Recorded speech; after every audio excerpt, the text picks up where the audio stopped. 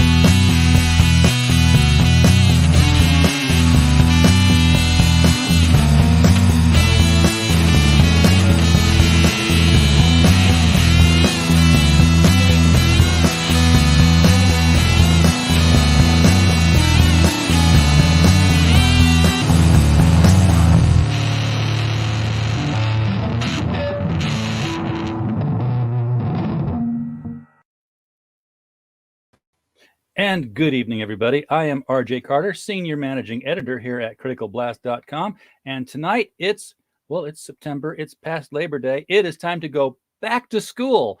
And we are going to get enrolled tonight in Miskatonic High for issue number 12. Can you believe that? 12 issues in a crowdfunded series. I don't know if that's a record, but I certainly know that it's a high water mark. So joining us tonight, we have creator Mr. Mike Shea. Mike, how are you doing tonight, sir? I'm doing well. How are you, RJ? I'm sporting the Miskatonic High pin to be, transparent with everybody watching, which right now isn't a whole lot of people. I think something's going on somewhere. I missed the notice. I think there's a big stream happening. It's sort of like I might have scheduled the kids' soccer game against the Super Bowl being held in my hometown. Not quite. Well, sure. if your kids are anything like my kids, the other people might be better off watching the Super Bowl than watching my kids play. But it's funny if you want. Yep. Do. Ball rolls by. Do. Yeah. Was I supposed to kick that? Yeah, but it was funny back. God, what was it, 20 years ago when they were all about the, we don't keep score, it's all about the fun. Yeah. Mm-hmm. Found out the kids were keeping score. Yeah, it's funny how that worked. Yeah, they knew who won. Yeah, they could do. But yes, in full transparency, I have been a backer of Miskatonic High, not from issue number 1, but I quickly caught up when I want to say it was issue 10. It came out. I got the first 5 in the trade, and then the following 5 up through 10. Got my pin, got my cards. Backed issue 11 with the Lovecraft PI crossover. Also the 2 issues of that. So I'm in this one for the long haul. I can't recommend Miskatonic High enough to people. Oh, thank you so much for saying that. I really and with appreciate that, show's over. Thanks. Bye. We've said our piece. Yeah. I mean, I can actually say a lot about this one. You don't have to talk too much. Hey, this is going to be great. Sweet interview, right? Right. So one of the things I do like about Miskatonic High is the fact that you have this long-running story. Yep. But it's not the story every issue. It's like, we know this is happening. We know that, there's an artifact. We know that, there's a guy back in the past who set stuff in motion. But every issue has the issue's story. Right. And it's, like it could be something totally unrelated or something only tangentially related or parallel. That's intentional, right? That's absolutely intentional, and it's funny that you bring it up because this one, issue number 12, probably more than most. We had planned to do about 6 issues per season, so we were going to end at issue 12 for the end of our second season. But somewhere along the way, I was talking with a friend of mine, came up with a story idea, went to my artist and said, "Please, please, please, can we shoehorn this one in there? You know, this is such a good idea." And he's the only guy I have to get signed off on these things. You know, I don't have an editor, I don't have a publisher, so all I have to do is if my artist agrees to do it, then we're good. And so we came up with this idea of the kids go to prison, and just the story just wrote itself from there, and it really is a standalone issue, even as all the other stories are going on. But yeah, that absolutely, that's something that we do intentionally.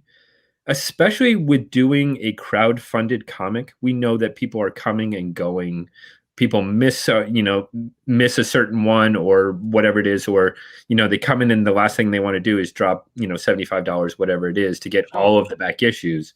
We wanted to make it so that they could pick up any issue and just enjoy that issue story, and hopefully get ensnared enough that they want to go and find out what the other threads are. Yeah, I mean, when you have a story that goes on too long, like Mhm. 100 issues, Mhm. you encounter this thing that my LCS guy, Mike Tierney, who's on our show every other 2 weeks, Mhm. calls the expiration of expectations. Yeah. You go on long enough, you just don't care anymore. You're like, Yeah. this is going nowhere. I'm tuning out.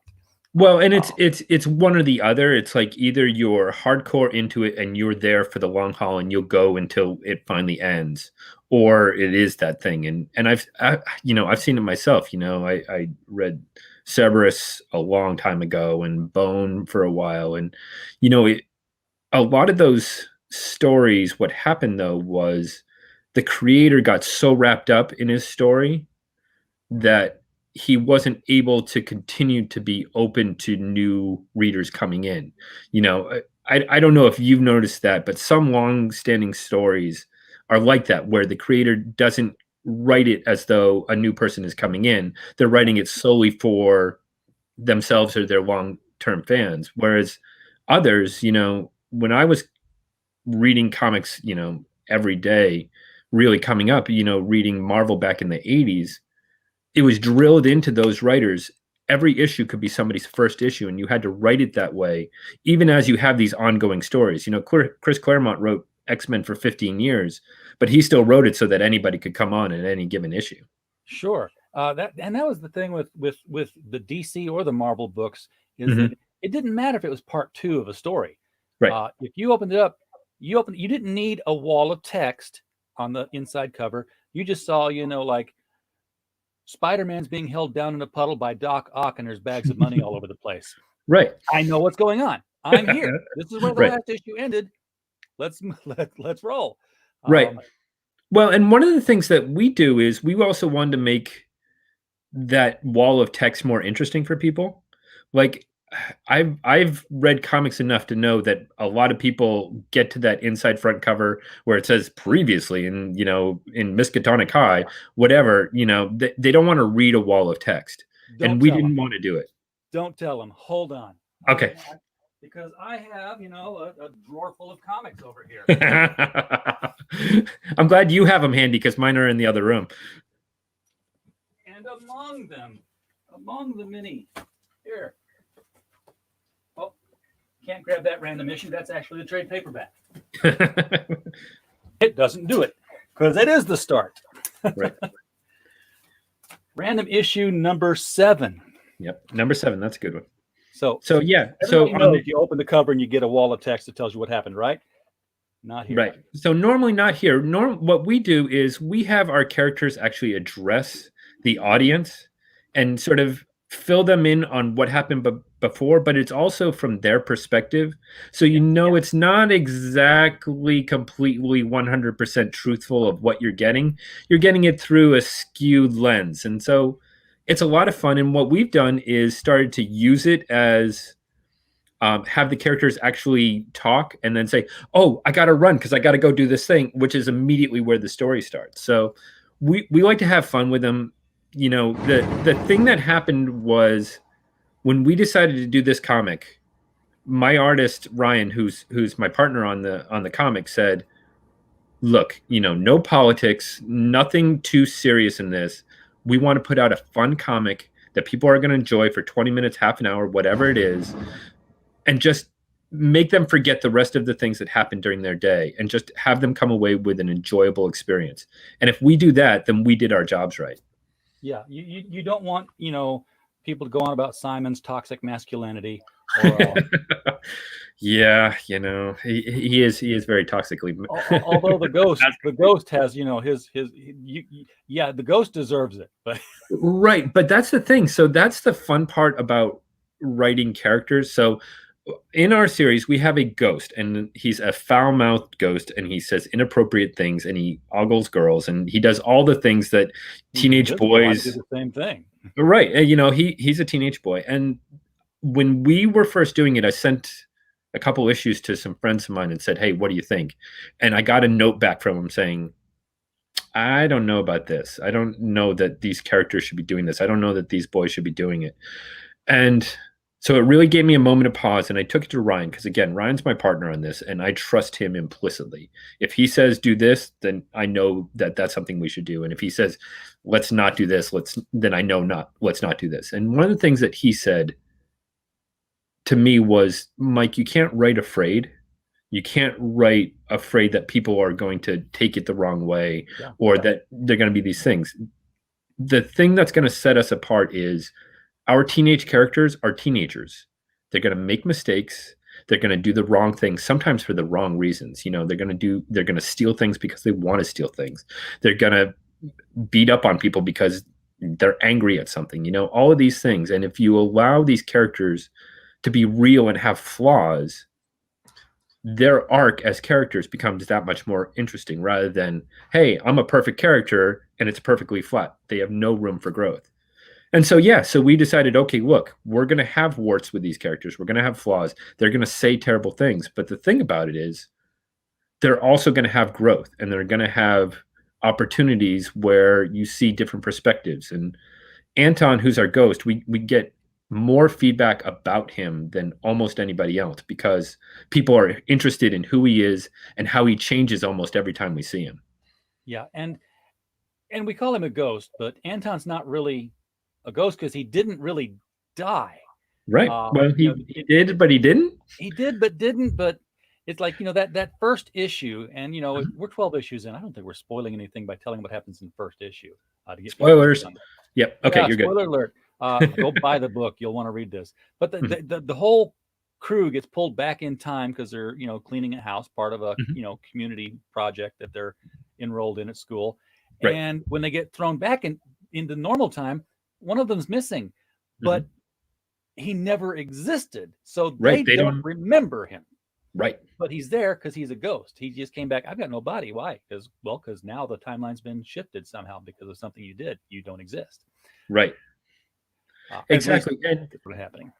And the interesting thing to me is, as we've gotten, so what always happens is we introduce these characters, and as a writer, to find out more about who they are, I generally like to take them home, like find out who their parents are, who their brother is, who their sister is, what their home life is like, because that tends to give you a better grasp of who these characters are.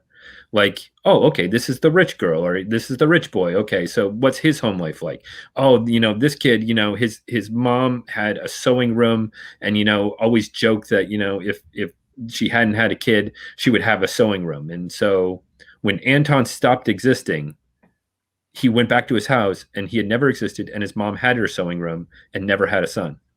And so now he's a ghost, and he's got all this time on his hands, but nowhere to call home. And to me, that's something that I want to take a bite out of. That's what I really want to dig in with. And you're right. The great thing about doing this in a way that allows us to put out so many issues per year, we do about 6 issues per year, is that now we've seen his family, and we've seen, again, spoilers, that his parents are now having another kid.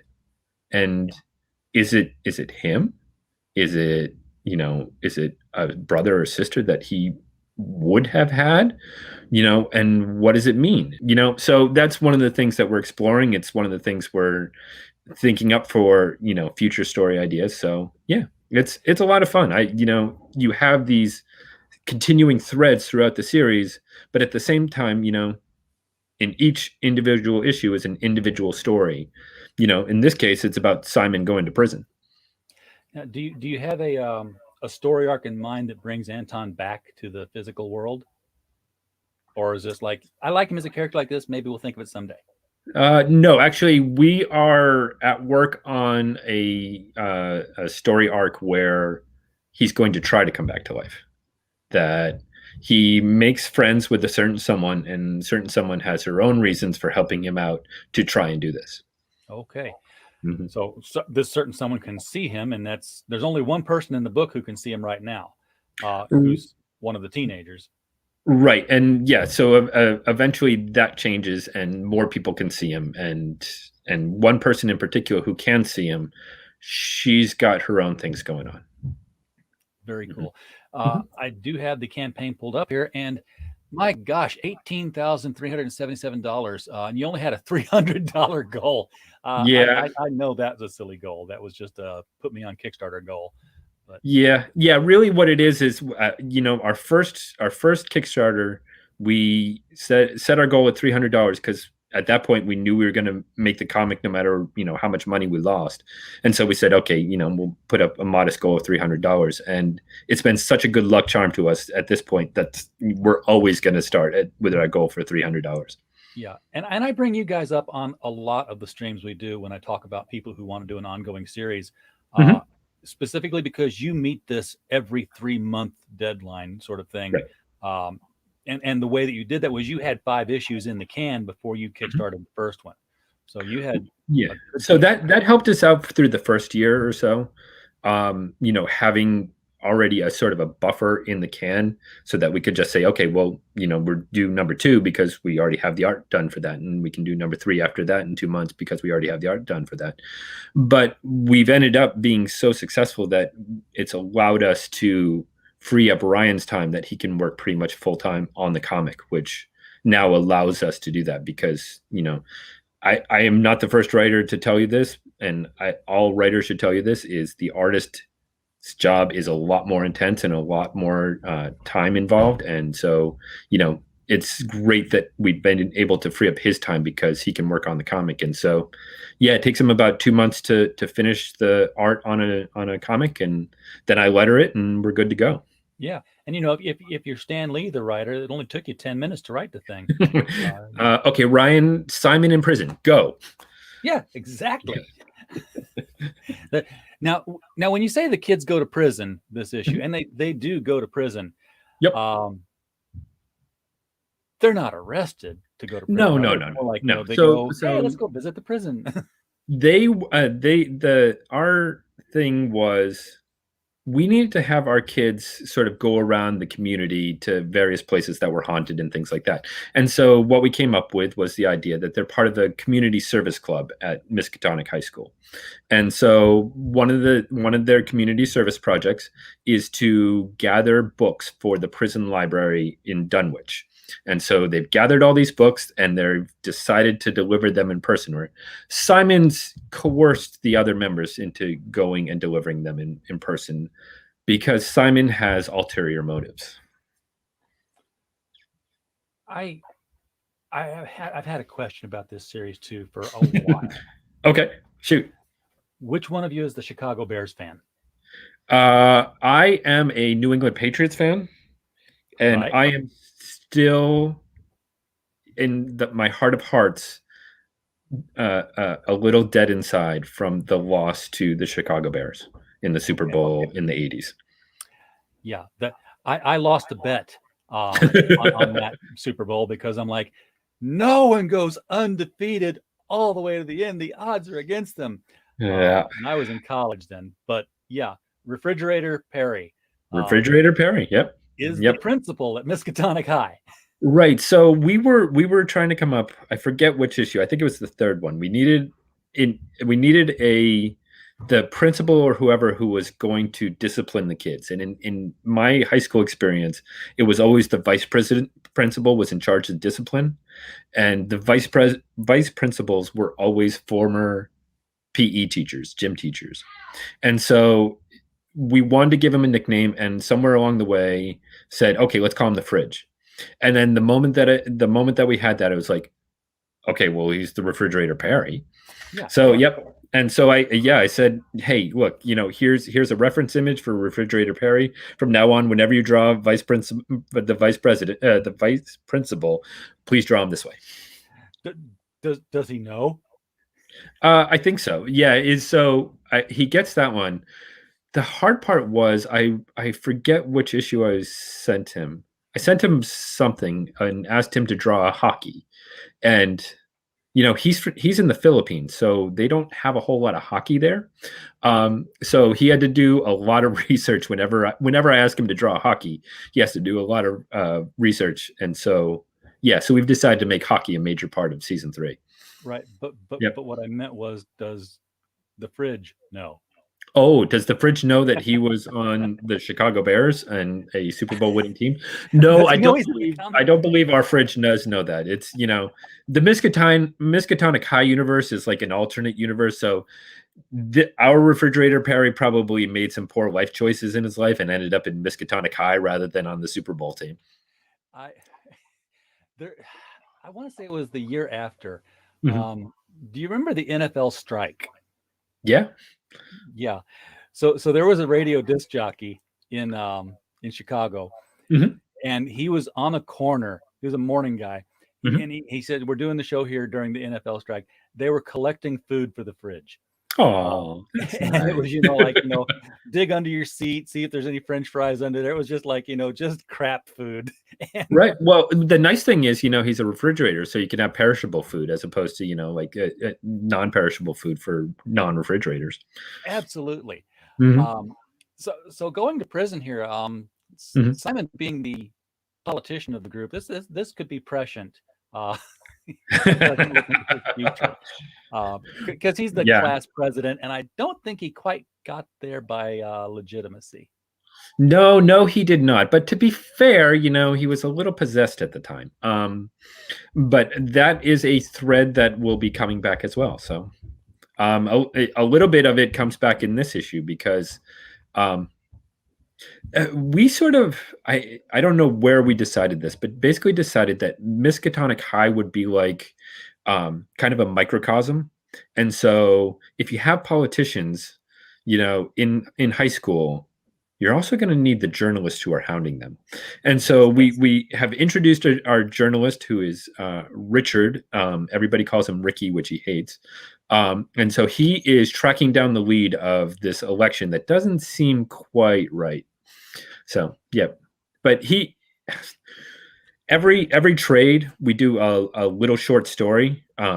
Actually, we did 2 of them for the Miskatonic High Lovecraft PI trade here, which is why we have 23 new pages, because we have 2 new stories. But we wrote one about Ricky for the season 2 trade, which will come out after we do issue 13. Now I've got to get that book again. Yeah, sorry. Because I really, really enjoyed the Lovecraft PI, and folks, Lovecraft PI is a completely different crowdfunded project that Mike doesn't do. Right. But you guys were introduced to each other somehow, and right, yeah. So I met DW, who's the writer over on Lovecraft PI, and I was doing, let's say, number 4, number 5 of my Kickstarter, and he sent me a link to his, because he was doing his second graphic novel, Lovecraft PI graphic novel, and he said, hey, would you take a look at this and let me know if I can fix up anything, or just suggestions. And I was looking at it, and I fell in love with it completely, because A, it's Lovecraft and the artwork is beautiful, but B, what I really like in comics, and especially in Lovecraft horror comics, is people who are willing to take it in a different direction. There are a lot of people who like their Lovecraft exactly as Lovecraft wrote it. They don't want to, they just want it that way. They don't want it any different way. And there's a lot of books out there that can give you exactly that. And my thing always was Lovecraft was a collaborative guy. He liked to put the stuff out there and said, you other writers take what you want from me and sort of run with it in your own direction. And Yeah. that's what we wanted to do. We wanted to take it and add high school comedy to it. And what Lovecraft PI did was he took Lovecraft and he did a film noir kind of private eye investigation sort of thing on it, and he ran in a completely different direction. And that creative streak, it did the light bulb over my head. It was like, I want to be involved in this somehow. And we became friends, and he started selling my comic at cons that he went to, and I started selling his trades on the Kickstarters I was doing. And at some point, one of us said, hey, why don't we do a crossover? And in my head, crossovers were like, where I went to was back when I was a kid. Magnum PI crossed over with Simon and Simon because Simon and Simon was right after Magnum PI. And so they did an episode of Magnum PI, then they did the episode of Simon and Simon. And so what we decided to do was, okay, I'll do an issue of Miskatonic High that Lovecraft PI is featured in, and then it'll end, and then they'll go into the Lovecraft PI, and TW and his team will do that one. And so that's how we did it. And we did the 2 issues. They were big successes for us. So people still talk about them as some of their favorite stories. And so we were saying, okay, well, we're going to put together a trade for this. We're going to maybe do a hardcover or something for it. Let's do a little bit more. There's things happened in here that we want to be canon as part of our ongoing story. And let's touch upon those things. And so let's do a little story that's kind of an epilogue or a coda of what happened. And we'll do one from the Miskatonic High point of view, and he'll do one from the Lovecraft PI point of view. And so we did 7 pages for a new story. He did 16 pages for a new Lovecraft PI story, and 23 pages. So I mean, that's almost the size of a normal issue for us. So it's like the trade has 50% more. Yeah, and unlike most intercompany crossover type of things, where it's like, yes, they're meeting together, they're fighting together, but it's its own little thing. You did carry the canon of this story into both universes. It happened. Oh it's referential to each writer if they want to use it. Right, and one of the great things about it, and somebody had mentioned this to me, was it was fortuitous for both of our series, because by having the kids in with Lovecraft PI, it gave that book a sense of humor that people hadn't necessarily noticed before. Like, there's a wry sense of humor in there that you can really enjoy, and it comes through with the comes through with the Miskatonic High kids. And what happened for us was, in our story, the kids are kind of on their own dealing with these monsters and everything. The nice thing was, by having this guy come over who's dealt with monsters before, he was sort of an authority figure for them. He could tell them, look, this is the way things are. This is why they work this way. And it really allowed the kids to be more kid than they sometimes get to be. And so, when we had that, there was enough character meat to the story. The monster was fun. The action was fun. The adventure was fun. But we both felt that there was enough character stuff there that we wanted to say, this is canon. This is part of these characters' stories going forward. And so, when we do our catch up tiers on Kickstarter, we include the crossover because we think that it's part of it, and we want people to read it. Absolutely. You talked about how Lovecraft was collaborative. I was just reading this week how Lovecraft and Howard were great friends, and not necessarily, I guess, collaborators, but borrowed things from each other. So technically, Relia is part of Conan's world. I know, isn't that crazy? And Samaria is part of the Lovecraft stuff. So it's together. It really is. And one of the things that we had talked about, and some people notice this and some people don't, was our comic, it's called Miskatonic High. We have a lot of Lovecraft in it, but we also harken back to those old sort of pulp adventure stories. So we did one issue where the kids fell into the hollow world. They fell inside and there were talking dinosaur things and druid, priests and all of this stuff. And we just had fun with it. And it was like a Howard sort of story. And, we have one coming up that, is kind of like a John Carter goes to Mars sort of story. And we just, the thing about it is, because we're an independent comic, we can do whatever we want.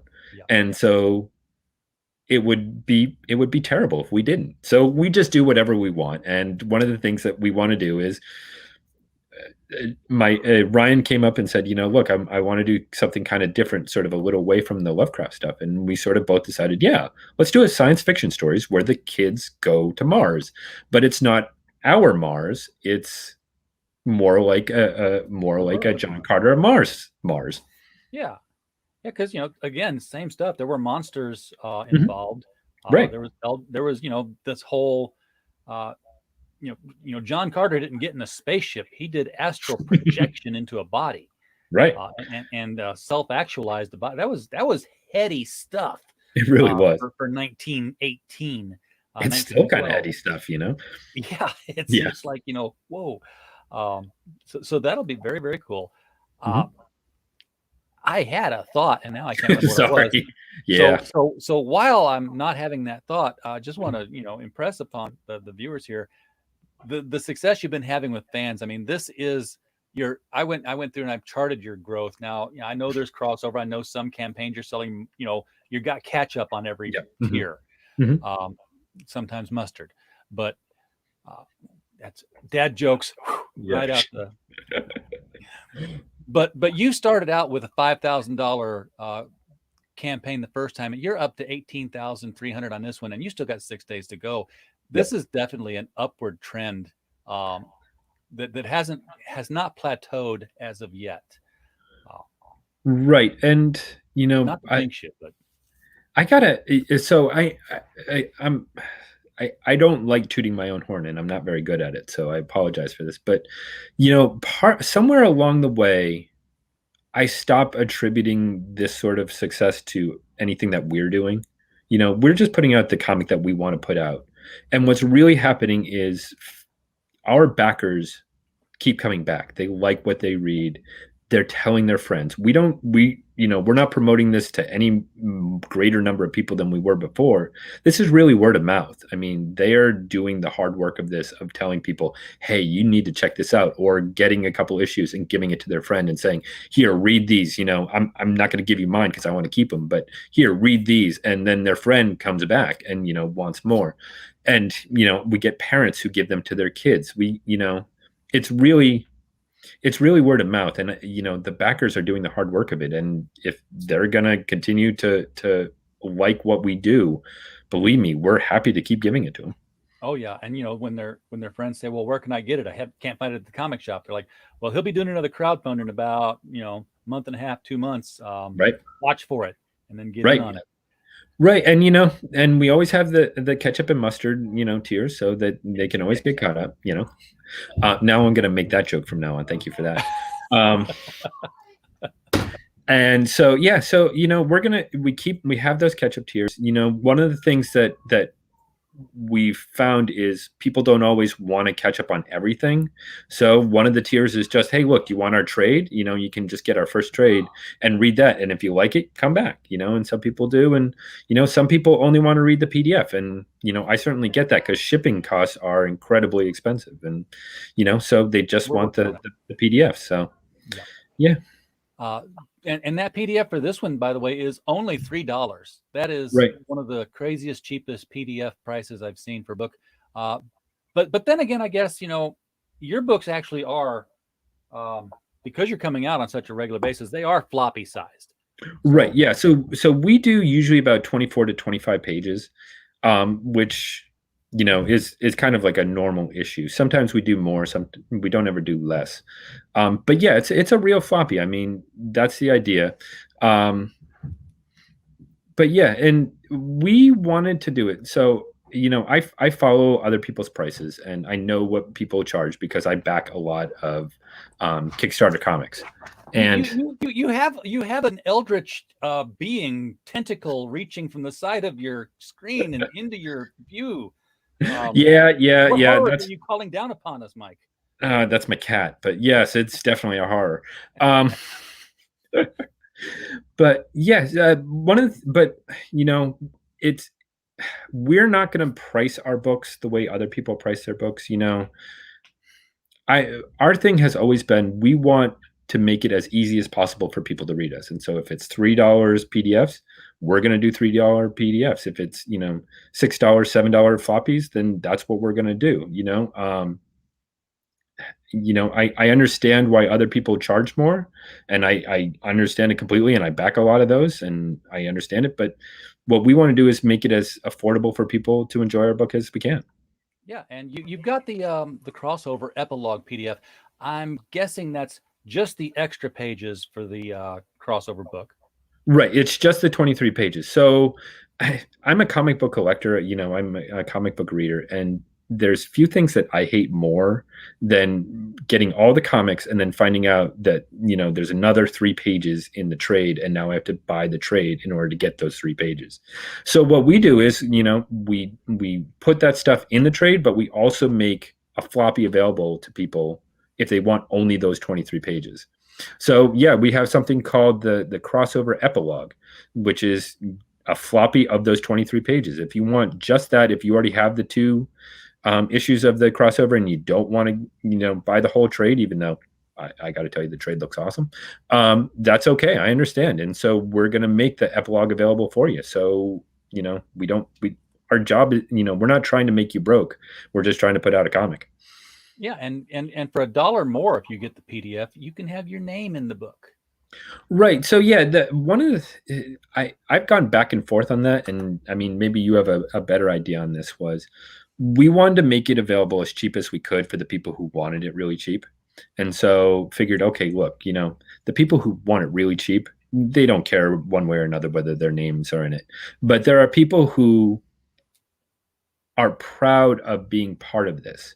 They're, that really, again, we don't put out this comic without the backers. This comic would have stopped a long time ago without the backers. And so there are people who are proud to have been on it since the beginning, or since, issue 5, or since issue 10, or whatever it is. And they want their name in the back to show that they support it. And so, we're going to make that available to them.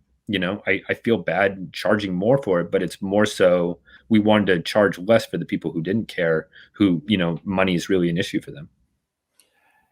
Now I scrolled further ahead here because it was like PDF, PDF, PDF. I want to see the book, right? Because where's he going to hit us, folks? Guard your wallets now. This is the real stuff. $6 for the physical comic book. Mm-hmm. Yep. That's amazing. Well, again, our thing from the very beginning was we want to be a professional book. We want to come out on a professional deadline. We want to charge professional prices, and we want to put out something professional quality. And we think we can do it. And that's been the challenge for us, and that's been how we've succeeded. Well, every two months, issues, 11 issues over here that prove that you know how to do that. Yep. And I will toot that horn to anybody who asks me about it. So $6 for a physical issue of number 12, and $6 for the epilogue for the crossover. Right. Now it's in print. You can, instead of buying the trade of the books you already have, mm-hmm. you can just get the extra pages in one floppy, and that's genius. I mean, technically, I guess some people would say it was genius to throw extra pages into the trade so that people had to buy it. And you've gone and ungeniused it with something more genius. Yeah, well, believe me, I've my wallet has had that thought every now and again. One of the things that people have suggested, and I haven't figured out how to do it yet, and is for the people who want to keep their floppies but keep them nice, is to get some kind of box that they can keep them in that could have the artwork for the trade cover on it that they could then slip. And there's like this, what is it? The Starlight. Have you the store light? Yeah, Alterna sells some boxes that right. Are the magnet close yeah. on them, and they've got literally they're just blank boxes with a plastic over covering with an Yeah. opening at the top. You Mhm. print to fit, fold, and shove, and there you go. You're in. You're done. Yeah, we did that for one special reward back when we did our first trade, and been thinking about doing it ever since. But instead of just giving them blank, have it with some nice um, paneling and stuff on the side, and maybe put something special in it. But Oh yeah, well haven't really gotten too you far. definitely put the artwork in it before you ship it. I'm not saying you send it to them blank and they fill it in. Yeah, That here would you suck. assemble it. I'm done. You want a box set for your Miskatonic High? Here, print what you want, put it in there. What we do for the people that we ship for Mhm. is, we get these bags that fit Gemini mailers, and then we put the art of their book on the outside of the bag, Oh, that's so pretty. that it's kind of sitting there on the doorstep. You know what came. Mhm. Plus, if it's raining, it's kind of Mhm. covered the plastic up. But That is pretty. I love those mailer bags where you can custom print them, and I keep thinking about doing it, but it's like, I don't know. I have this weird thing about sort of merchandise and packaging. It's like, how far to go before you've gone too far, and it's yeah, like everybody has to make their own decision, and there's spend more if it's something they're going to keep. Spend less if right, it's something they're going to pitch and throw away. right. That's And kind of these that's bags kind are of my thinking as $1.60. well too. Yeah, these Yeah, bags are $1.60. The value in it, I think, is that, well, first of all, it's going to keep the thing protected right. in wet weather. But secondly, I think that if somebody gets that, they're likely to do more unboxings and Hmm. more take a picture of look what came in the mail today. Right. A little bit more motivated to show that kind of stuff. And now you've paid for people to advertise your product a little bit more. Right. And, if they're anything like me, I get a couple of boxes, every couple of days or so. And, I never have really any idea what's in those boxes, until I open them up and see what's inside them and things like that. And, if you are standing out with a mailer like that, I would know exactly what it is when I get it. So no, I think it's a great idea. It's kind of fun. And people are enjoying it. It's just something I threw in because I wanted to attract customers. I'm like, okay, first 5 clients that join our shipping thing here, we'll throw them in for free. So Believe me, I've mentioned your name a couple of times when people ask me about fulfillment. I appreciate that, because people have come to me and said, somebody talked to me. I forget who it was. So Mhm. you're making an impact, just not with your name, apparently. It's funny how I make that impact a lot. Yeah, it works for me. Mhm. For $8, you get number 12, Play Perfectly. Now, this is a Play Perfectly variant cover. Right. So As we far have as a you scroll and find it. so we have a couple of variants if you scroll down past the stretch goals. Past the stretch goals. Stretch goals are always last. Not when we do it. Yeah, I get so many questions about them. I got to put them up front. Preview pages I got to go by here now. Yeah. So here's there's our your main cover. Yep. Yeah. Yep. Simon in prison. Good stuff. Yeah. Oh, that is our Young Terror variant cover. Jay from The Pale. I don't know if you read The Pale. The Pale is a great webcomic that actually their Kickstarter is going on right now. They've done like 6 issues or so, and so yeah, they have a Kickstarter going on right now. It's a great mystery set in the like Arizona, New Mexico desert, and it's a great read if you're looking for a good, solid cop sort of mystery sort of thing. But so I asked her if she would do a cover for me, and she said she would, and so she did this one, Young Terror. and this is younger versions of our students here, right? Yeah, it makes sense once you read the story. Okay, just making sure. Yeah. Oh, is this the Play Perfectly one? Yes, it is. That is, yep. So she's playing the violin. Yeah, and trying to hold off something. Yep. So came across a Kickstarter that I really liked by this couple over in Scotland, and I'm happy. People come up to me all the time and ask me to promote their comics, and I'm like, yes, I would love to promote your comic. And so I do, and a lot of times I end up backing those comics, and so I back them, and their artwork is so exquisite that I had to beg them to do a variant cover for me, and this is what they came up with, and I love it. So that's the $12 cover. No, not the 12. This number 12. It's an $8 cover. Yep. Yep. Uh, Both variants are $8. We add in a couple of dollars so that we can pay, the cover artist for doing it for us. and for a buck extra, you can get the PDF version of Yep. either the book or the crossover. And I bet there's a $2 one where you can get them both. Something like that. Okay. Yeah. Now, So this is the crossover. This is the whole crossover PDF. right. So yeah. So that's if you didn't get issue 1 and issue 2, and now the crossover epilogue, you can get the entire crossover PDF. So it's basically the trade paperback as a PDF. I have regular people, believe it or not, people who are regularly here, always saying, "Where's the digital? I need the digital." You've got tons of digital options here. I'm doing more and more digital because it's kind of a nice way to keep them, but also having done fulfillment a lot, I can't tell you the number of times I've talked to people who do fulfillment who are just in love with their digital backers because it makes fulfillment so much easier for them. Yeah, the email. Right, and there's no printing cost, so it's kind of like Patreon, where that the money is all going straight to the people that you want to support, and exactly. so it's kind of like more money in their pockets. So more and more, I'm doing more digital backing. And if it so happens that their internet was down, it went to their spam bucket, so I'll send you another one. Cost me nothing. Right. Yeah. I get people, all the time who, say, oh, I backed issue 3, can you send me the link for the PDF? And I'm like, sure. Yeah, absolutely.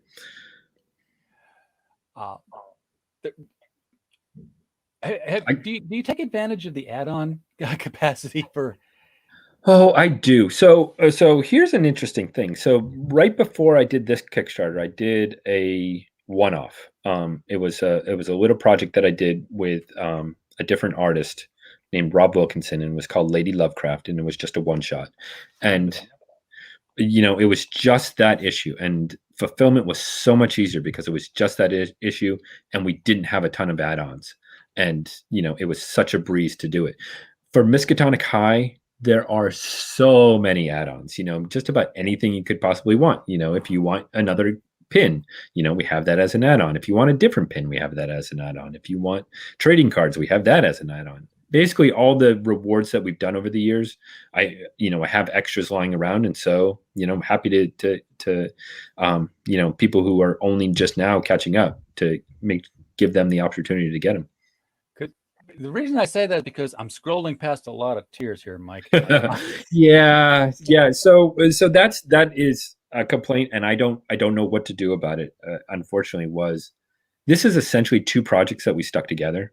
Yeah. It was a scheduling thing where we really needed to get issue 12 out, and we also needed to get the trade of the crossover out for what the DW over at Lovecraft PI was going to be doing next. And so we thought, okay, let's try doing 2 of them together. And one of the real benefits of it is I hear all the time, especially from people overseas who complain about the shipping costs. This is an opportunity to get 2 things you were going to buy anyway separately and get them under one shipping cost. So we're trying to save you money, trying to ship things together, and hopefully bring down your cost a little bit. Yeah, absolutely. I'm just thinking that now that they've got the add-ons on both the platforms, I think we're going to get to a point where this is going to get a lot less complex. You don't have to say, I've got 12 different items. How many configurations do I put with 12 times 11 times 10 times? It'll be like, here's the book. Right. And then everything else is an add-on. Right. And I tend to think that too, but I've also talked to people, and I don't know if you've had this experience where I think there are 2 kinds of backers. One is I'm looking for these three specific items, and I can be convinced to buy this 4th item. And then there are people who are like, I like your book. I have $25 to spend. Let me check out the rewards that are sort of in that price range, and I'll pick the one that I like the best. Yeah. And so, and again, I am criminal number 1 for person who does too many tiers, because we have so many tiers. But I don't know, again, if you've seen this, but doing fulfillment having tiers is a lot easier than having add-ons. I didn't know Add-ons, that. yeah, add-ons, you're kind of like the Amazon picker. You got to go, okay, I need 2 of these, and I need 1 of those, and I need 3 of these. And each thing that you're fulfilling sort of takes its own amount of time. Whereas the reward tiers, you can say, okay, it's just these 4 things. I know that I'm doing 20 of them. I can put 20 of them together, and then I just have to print off the labels and can mail them off. Yeah, well, you want to nerd out on shipping. When I did the fulfillment for Florida Man, I didn't fulfill this one. I just did their packing lists for them with the software that I put together. One of the things about with Indiegogo, if you have add-ons, guess what? Every add-on is its own row in the CSV file you're going to get, whereas the tiers can go across. Now, Indiegogo's changed that. They're like, would you like ship-friendly download? So now it's like, if you had a tier with 7 objects, guess what? You're going to get 7 rows, object, object, object, object, object. Right. And 2 more. They won't short you the 2 objects. But yeah, I had to write code for things like Kickstarter because you do get that. It's like, let me do it. I got to remember to do it reverse because I'm in the camera. They're like, name, address, and then item, because that's the tier that you picked. Well, I had to write, software that would say, okay, take that and put it in a stack, and then throw the add-ons onto it, and then put it back in a row, so that I could sort and collate and say, okay, here's 15 people that all bought the same 5 things. Let me make 5 kits of those, 15 kits of those 5 things. Weigh one of them, times the amount that's going to cost, set it aside, write the number down. And then when I'm done, I'm like, I contact my client. I'm like, okay, all's done. This is what it's going to cost. Send the money. Labels are ready to go. We're printing. Right. We see that and raise your complexity by doing personalized rewards. So we do metal bookmarks with your name on it. And so when we're doing your reward, we can get 20 of them together, but I got to make sure that each one is labeled with the bookmark that belongs to them. So you sent us trading cards, a pack of trading cards, and the first trading card was doubled because it had Critical Blast printed on the trading card. That was insane. It's insane, but again, it goes back to the experience. So look, you, the backer, have a lot of choices about things that you can back and a lot of places that you can spend your money. We want to give you something that you can't get anywhere else. And we want you to know that we genuinely appreciate the fact that you're supporting us and letting us do this comic. And if that means that I'm going to go even more insane by doing personalized metal bookmarks and making sure that you get your personalized metal bookmark or your personalized pack of cards, I'm going to do it because my sanity is a small price to pay to thank you for letting us do this book. Didn't have much sanity in the first place. So no, I didn't. I went into comics. I clearly didn't have any sanity to begin with. Exactly. And this is the metal bookmark too, by the way, you're talking about. This is double-sided. And on the one side, it's going to have your name printed on the metal bookmark. So beautiful thing. How close to you are you now to having the complete set of standees ready to go? So we are going to finish it up with the trade for the second season. So we're going to do issue 13. That'll be the 5th standee. And then the trade will be the 6th standee, and it'll be our 6 main kids. I got to tell you, I love doing these acrylic standees. I love them so much. It's doing figures at a cost that isn't going to drive me under. And so what I'm going to do is what we've been talking about is maybe doing a second set of monsters. So you got the set of standee of the kids and then a set of standees of the monsters. Well, it's too late. This is already the trade paperback. You can't do a standee of Lovecraft PI. But no, but I've told him he is much more in the camp of doing figures. I don't know if you saw it on one of our previous, but he did an 8-inch model kit of our monster. Of the monster from the crossover, and it is huge. Actually, hold on a second because I have it right here, and I got to show this thing. You have the model. Yeah, hold on. The picture of it. This is going to be cool. Yeah, guys, what you're going to get here, and here's the acrylic standee he's for this one. This is the Simon standee. I can't imagine anything that would look cooler than to have an entire set of characters all in acrylic standee, and you can rearrange the way they look. And let me bring you some big screen here, Mike, because this is holy. This thing is huge. This thing is bigger than my head. So he sculpted that. Yep. So it was digitally sculpted, and then it was, what is it? It's a resin manufactured, and it was a kit. It was like 11 pieces, and had to glue them all on there. And then eventually I'm going to paint this thing. But this is our monster from our crossover. You can actually add this on if you want to. Who wouldn't want to? Come on. Because who wouldn't want to? But yeah, so he loves making the model kits and making the figures, and he is working on that for his characters right now. And a deep one, if you are into Lovecraftian mythos, with the Innsmouth deep ones, and I think he's got a figure for that. But yeah, so he loves that. They are incredibly expensive. So that's why I do the acrylic standees, because they're not expensive. But sure. And I was just saying while you were getting that ready that you can make the group shot. You can have anybody you want standing in front and back. They're all drawn to scale with each other. Right. And the nice thing is, a lot of times, sometimes you get figures and they don't quite look like the way that people draw them.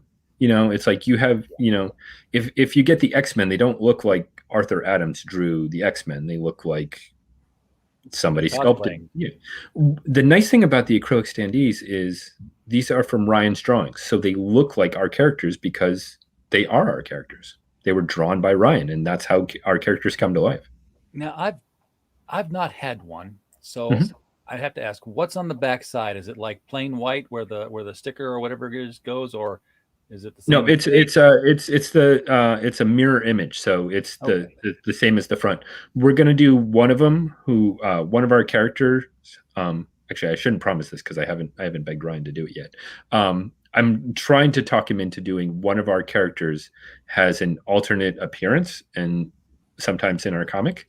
And so I was going to ask him if he would draw her with her alternate appearance, so that when you turn it around, it'll be her alternate appearance. That would be very cool. Yeah. I didn't know if you turned them around, it was like the back of their head or something, but yeah, you can make them change direction they're looking. Yeah, they're a lot of fun. I've already got 3 of them up on my wall. So yeah, it's fun to have. Again, figures are fun things to do, and they are also a way that some creators go completely crazy and lose lots of money. I didn't want to do that, so I'm taking the easy way out. Yeah, I don't know who's making them. Thank God they're not emailing me, because I already get it from a sticker mule all the time, and I was like, I really don't need that, but somehow I ended up ordering it. Right. But also, the nice thing is, so again, my mentality is to think about the backer. It's like, okay, you could spend $35 to get one figure, or you could spend $35 to get like 6 of them with us. So the math just, again, that tends to be how I do my math is, okay, our backers going to like this? Is this something that, is going to be convenient for them to spend without feeling like they're busting the bank to do it? So by issue 13, there'll be a tier or an add-on where I can go get all 6 of them at one time and just say, okay, now I don't have to get them one at a time. I've got them all right here, right? The one right after that, because that'll be the trade. So we're going to do issue 13, and then we'll do the trade, and the trade will have them all. I gotcha. I will probably do that. Like I have shelf space left. We've been every other Sunday we do a show. Well, every other Saturday we do the LCS guys, and then because I don't have enough stuff to do with the shipping and all the shows I already do, we started doing a Sunday afternoon kind of a chill stream where I do an overhead camera, and then we build things out of Lego. Yeah, clearly. So I've got a little tiny shelf here. I've got the Infinity Gauntlet up here. I've got the Big Bang Theory apartment up here. Oh, nice. Which we built twice. So we kind of half disassembled it on another stream because we bought the Big Bang apartment Rick Mack's lighting kit. So we ran the lights through it to turn them all on. I was like, yeah, this takes tiny little fingers from nimble hands, and I have these sausage fingers. Not doing this again. Yeah, right. Yeah, I am. I got into doing custom Legos for a while there, and I have a superhero series that I adored that has been out of print for a long, long time, and so I ended up making my own Legos, and that evolved into a big hobby for a while, and I had to quit. Oh yeah, I mean, if you're making your own, I've always I've always said Lego could make a good amount of money if they would just put like an app or an Mhm. iframe on their website. It's like, Mhm. look, you have all these things in inventory. You Right, know you have pictures of all these things in inventory. right, Just stack a set of frames with like heads, torsos, pants, and right. just let people scroll and put together the figure they want and say that's my one and ship them the figures. Well, that's BrickLink is kind of that. So you can just go and you can find any little piece that you're looking for. But anyway, getting off the topic. Yes, we are. I went meander a bit. I'm seeing a violin on a cover for the second time now tonight, so I know that music is involved in this jail story. Right. So yeah. So it's one of the things that we do a lot is we play with old Lovecraft stories and then bring them into our story in interesting ways. And there's a famous story called "The Music of Eric Zahn." That was one of Lovecraft's favorite stories that he wrote himself, and so we sort of use that as kind of a germ to write our story for this one. Yeah. So music comes up an awful lot. Are you have you already? I've read them. I should know, but you Mhm. haven't had anybody disappear through the clock yet, have you? Nope, not through the clock yet. Nope. Okay, No. coming up sometime probably. What was that? Through the gates of the Silver Key, I think was Mhm, that one. mhm, It was the last appearance of Randolph Carter, which mhm. Randolph John Carter here pays attention when Randolph Carter disappears.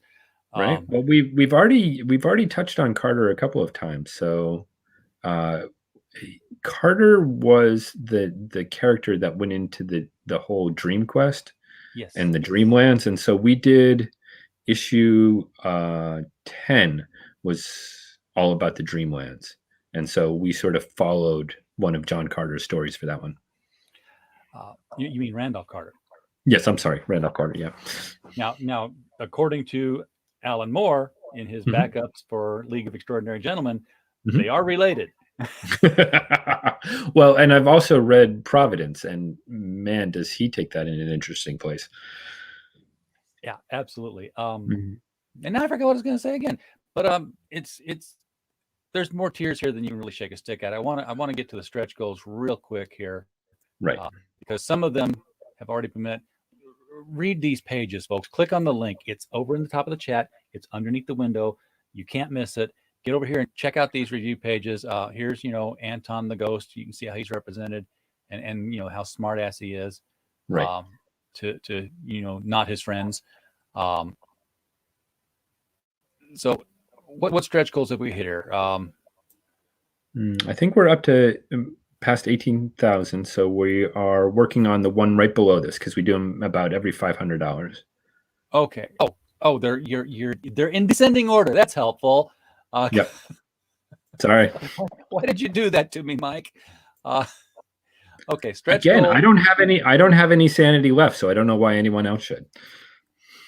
So stretch goal number 1. This Mhm. was the behind the scenes info and sketches. Yep. Gets added to the book. So we are going to see that happen, right? Yep, absolutely. All right. So, and we hit stretch goal number 2, which is every backer will get digital backgrounds, perfect for phone or computer. So, yeah, I've got a widescreen monitor that this will look excellent on. Right. So our digital backers asked us for more stretch goals. So that's when we sort of went to this every $500. So about every 1,000 you get a new physical stretch goal. Every $500 we do a new digital only stretch goal. That's a very fair way to divide that up. Now, I know you're at 17.5, so you're going to get a teacher's lounge section in the crossover epilogue. Right. So we do a back, sort of the behind the scenes in the issue 12, and now we're doing the behind the scenes in the trade in the crossover paperback. That's the kind of stretch goal I like, where if we hit this, you get more content. Mm-hmm. At 18,000, which I think is the last one you've hit, Mm-hmm. you will get every backer will get the issue 12 in PDF. The HP Lovecraft story featuring spot illustrations by Geist. So yes, you will get Nyarlathotep this time around, which is an original Lovecraft story, public domain. Right. So what we do is we have a variant called the Ancient Tome variant, which features the normal issue, but then in the back of it, we do a reprinting of a Lovecraft story. And then Geist, who also does the handmade covers for those things, makes spot illustrations for him, and spot illustrates the HP Lovecraft story. So you're getting an HP Lovecraft story with new illustrations and Geist's cover for it. So you're getting a variant with more. Yeah, he does some really gothic. That's the word I was struggling for. Right. Well, one of the things that I really like about him and some other artists who do it like that is you can tell that he's doing all of his artwork by hand. He's sitting there drawing it. He's playing with ink. He's doing all these things. And I love those textures and that feel that you get from that. It feels like something old and maybe a little magic. And so that's something that really works for me. So yeah, so we turn the Ancient Tomes over to Geist and say, you have fun with this, do whatever you want with it, and then we're going to put it out. I finally remembered you know how all the interview I've said I've lost my train of thought. I've snagged onto that thing I kept wanting to ask.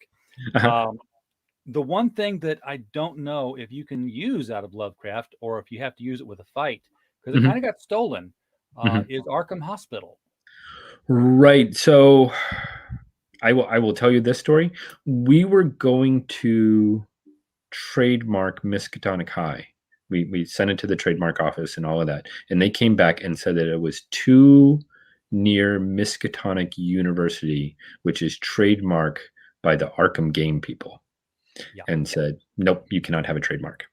So yeah, I contacted the lawyer. The lawyer said, yeah, better hope that Arkham Games never, decides to make a case out of you. Oh boy.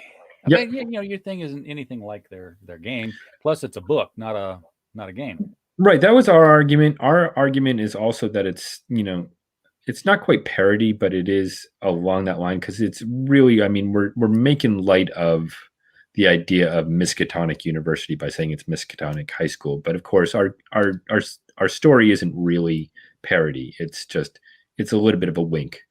And we thought that would fly, and our lawyer had no sense of humor, so it did not. No. He's looking for just. So the next goal that we're looking to hit here is, by the way, the 18,005 is a cover gallery of all the books that were. I think it's just the Lovecraft PI Miskatonic High crossover covers. Right. So yeah. So again, because this is two projects, we sort of have two different paths of stretch goals going on. So we have ones that are specifically for issue 12, and then we have some that are specifically for the crossover. Yeah, that's got to drive you nuts to keep track of all of it. But again, I wasn't sane to begin with, so I'm all good. Okay. You'll never notice the difference. You don't know what you lost, even when it's gone. So the next one is 19,000. Every backer receiving the PDF of the crossover or the crossover epilogue will get the Call of Cthulhu featuring spot illustrations by Geist. So So when we were doing the two issues of the crossover, we did the Call of Cthulhu as a two-parter in both issues. And so, with Geist illustrations in them. And so this is a chance now we're going to put them together, put them in the PDF of the whole crossover, so that anybody who didn't get those issues or didn't get the PDFs of those issues can now get that content that they missed. All right. So I'm just going to scroll all the way to the bottom, see what the most expensive tier is. And it's no longer available. So no. So that's our commission tier. So Ryan, the artist on Miskatonic High, does digital commissions. He does 4 of them per issue for us. That's about all he can work into his schedule. And then we send them as a digital image to the backer who pick that reward, and then I print out a nice print of it and send that along to them with an embossed seal, basically saying, here is your Miskatonic High commission. And So- yeah, people love him. He'll draw pretty much anything you want. It's mostly just a single character, not much of a background, but yeah. And of course we have you have to do the CYA thing because it's Lovecraft, it's Cthulhu, there's tentacles involved, so you have to say no hentai, please. Unfortunately you do. I mean, they are high school students, people. Well, bastards. we've gotten requests for some nudity, and generally we aren't going to go there because they're high school students, and we didn't really want to go there. We watch a John Hughes movie, or no, wait, it's not. He doesn't do that. Fast Times Ridgemont High, that kind of thing. Go back to the 80s. Right.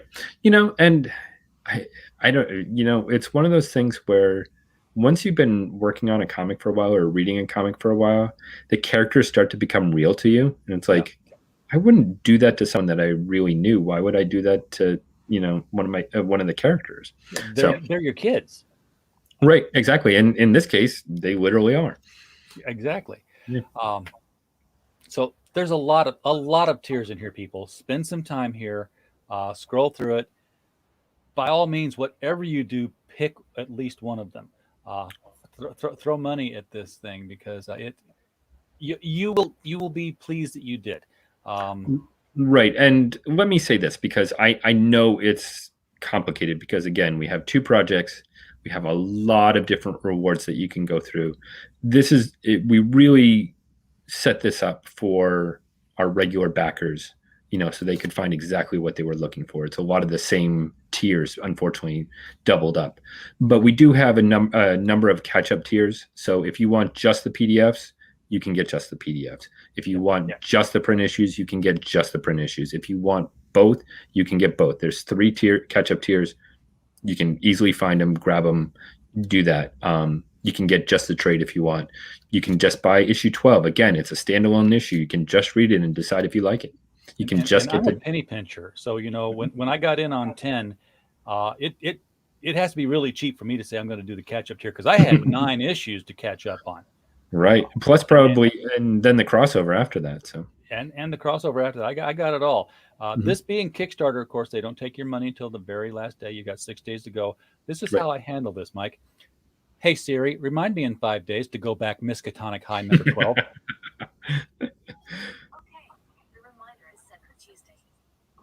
So my reminder is set for Tuesday. There we go. Thank you, sir. That's because I'm not going to have an unfinished set. I got to keep going. I know. And I'm not bored with any of them. I'm not saying, yeah, maybe I've read enough of this. No, they're like Lay's potato chips. Once you've read one, you want more of them. You want the next one. So we got a really nice review that said, someone who is really nice and reviews each issue for us. And she said, every time she thinks she knows where Miskatonic High is going to go, it goes somewhere else. It goes in a different direction. And that was such a nice thing to say, because that's something that we really strive to do. Is we don't want to give you the same thing that you've read someplace else. We don't want to give you the same story you've read someplace else. I can guarantee you we're going to go in some strange directions, and you might not always like what we do, but if you don't like this issue, it's going to be something different next issue. Absolutely. Mm-hmm. All right. Well, Mike, thank you so much for sitting down and talking with me. Thank you. About the new book. Always love to have you on. I'm sure that if when the next one is 13, 13's a very Miskatonic number. It is a very Miskatonic number. Maybe you can sit down with Marmalade and explain to him what high school is going to be like. I would love to. I have a feeling his fur might turn white, but you have to deal with that. He gets scared sometimes. So I do too. With that, I normally turn to the chat and say thank you all for being here, but you're all somewhere else tonight. I'm going to have to go figure out what's going on. But Roy's here. Thank you, Roy. I'm glad you're here. And hey, yeah, Roy was here. Roy was here. Thank you for popping in, Roy, wherever you are now. You'll watch this again and be like, damn it, why'd I miss it? Oh yeah, well, people are watching the replay. We get more on the replays than we get on the live a lot, and that's why we have the description in two places. Yeah, there and there. So thank you in the chat, everyone, for watching. We don't have a show without you, although apparently we do. And as always, we just hope you had a blast.